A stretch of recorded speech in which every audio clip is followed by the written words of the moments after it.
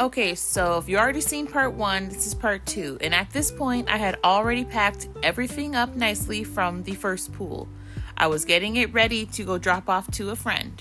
The first pool was cleaned and sorted and ready to go in a box. It actually felt good to have that part done. Like, okay, that chapter is now done and wrapped up, so let's head to Canadian Tire. So now we just needed a couple things for the new pool, and that's where we were headed. We get in the car and everything was fine. I had already put an online order through, so we just had to do a curbside pickup. I thought it would be like a highway robbery. We'd get there, get the stuff, get home in time before the storm started. But that was not the case. As we were driving, the weather started shifting, and it happened really fast.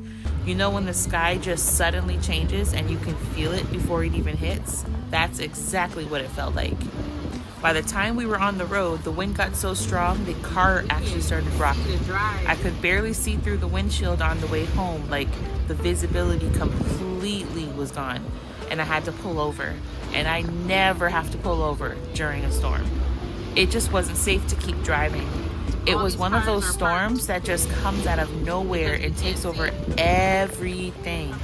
And the crazy part is, I didn't realize that while we were hitting the storm was hitting my yard. Everything I had just spent hours doing with the pool setup was about to get tested. That's where things started to go sideways for us. And you'll find out in the next video how that went. Catch you in the next video.